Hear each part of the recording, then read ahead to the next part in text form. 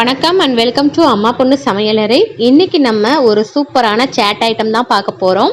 So sad item பார்த்திங்க அப்படின்னா எல்லாருக்கும் ரொம்ப பிடிச்சது பானிபூரிங்க. ஸோ ஆச்சி ப்ராடக்டில் பானிபூரி கிட் விற்கிறாங்க. நம்ம அதை வாங்கி வந்திருக்கோம். அதை வச்சு ஒரு சூப்பரான சேட் ஐட்டம் தான் இப்போ நம்ம ப்ரிப்பேர் பண்ண போகிறோம். ஸோ அதை எப்படி செய்யலாங்கிறது தான் நம்ம இந்த வீடியோக்குள்ளே போய் பார்க்க போகிறோம். ஃப்ரெண்ட்ஸ், வாங்க வீடியோக்குள்ளே போகலாம். ஈஸியாக வீட்டில் திடீர்னு கெஸ்ட் வந்துட்டாங்க அப்படின்னா நம்ம இந்த கிட்டை யூஸ் பண்ணிக்கலாங்க. இது ரொம்ப ஈஸியாகவும் இருக்கும், செய்யறதுக்கு டைமும் வந்து ரொம்ப கம்மியாக இருக்குங்க.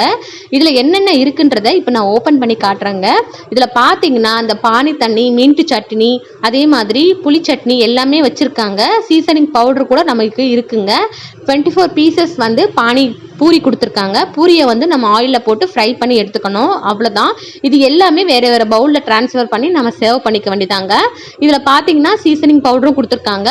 உங்களுக்கு வந்து உருளைக்கிழங்கு மசாலா தேவை அப்படின்னா நீங்கள் உருளைக்கிழங்கு பாயில் பண்ணி கூட எடுத்துக்கலாம். இல்லை நான் இன்ஸ்டண்ட்டாக செய்ய போகிறேன் அப்படின்னா நீங்கள் வெறும் ஆனியன் கூட இந்த சீசனிங் பவுடரை ஆட் பண்ணிவிட்டு நீங்கள் வந்து சர்வ் பண்ணிக்கலாங்க. ரொம்ப டேஸ்ட்டாகவும் இருக்கும். ஃபஸ்ட்டு நம்ம வந்து பூரியை ஃப்ரை பண்ணி எடுத்துக்கலாங்க. ஹை ஃப்ளேமில் வந்து ஆயிலை நல்லா ஹீட் பண்ணுங்கள்.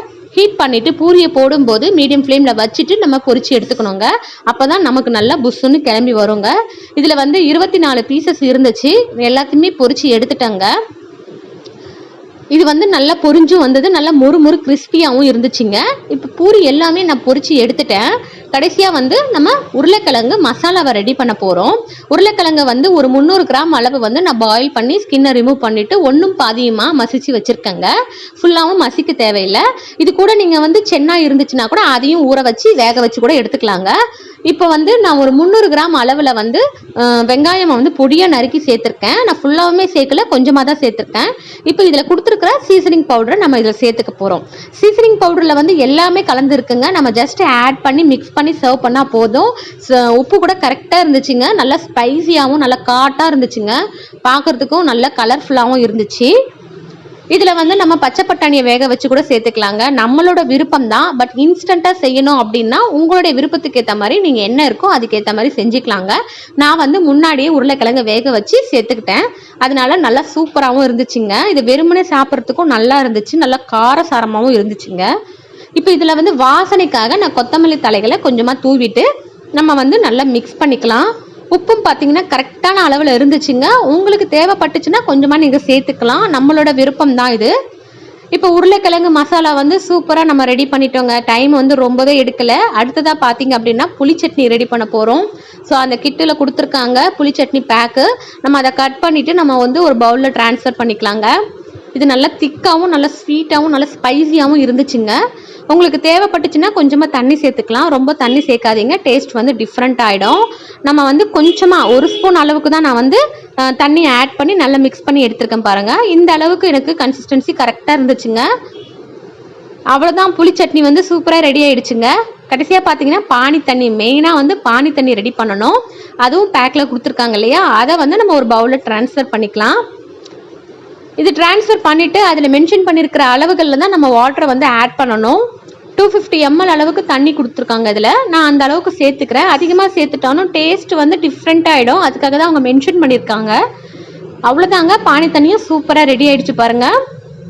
ஸோ எல்லாமே ரெடி ஆகிடுச்சு. இப்போ நம்ம வந்து சர்வ் பண்ணி சாப்பிட வேண்டியதாங்க. இது செய்யறதுக்கு ரொம்ப டைம்லாம் எடுக்கவே இல்லைங்க. இப்போ பார்த்தீங்கன்னா இது உடைக்கும் போது நல்ல மொறு கிறிஸ்பியாக இருந்துச்சுங்க. அந்த பூரி வந்து குழந்தைங்க வந்து ரொம்ப வெயிட் பண்ணிட்டு இருந்தாங்க. அவங்களுக்கு ரொம்பவும் பிடிச்சிருந்தது இந்த பானிபூரி. இந்த மசாலா எல்லாமே வந்து கொஞ்சம் எக்ஸ்ட்ரா மீறிடுச்சுங்க. அடிஷ்னலாக நான் பூரி வீட்டில் செஞ்சு அதுக்கப்புறமா நாங்கள் சாப்பிட்டோம். ரொம்ப டேஸ்ட்டாகவும் இருந்துச்சு. ஸோ மேலே வந்து ஒரு கோட் வந்து நான் மசாலா போட்டுக்கிறேன். அதுக்கப்புறமா நம்ம வந்து அந்த புளி சட்னியும் சேர்த்துக்கலாங்க. சேர்த்துட்டு மறுபடியும் ஒரு கோட் வந்து நான் உருளைக்கிழங்கு சேர்த்துக்கிட்டேங்க. கடைசியாக சர்வ் பண்ணும்போது பானி தண்ணி ஆட் பண்ணி நாங்கள் சாப்பிட்டோம். நார்மலாக நம்ம வீட்டில் வந்து எல்லாமே செய்யணும் அப்படின்னா நமக்கு கொஞ்சம் டைம் எடுக்குங்க. ஸோ கிட்ஸ் வந்து கொஞ்சம் வெயிட் பண்ண மாட்டாங்க. அவங்களுக்கு இந்த மாதிரி சாட் ஐட்டம்லாம் ரொம்பவே பிடிக்கும்.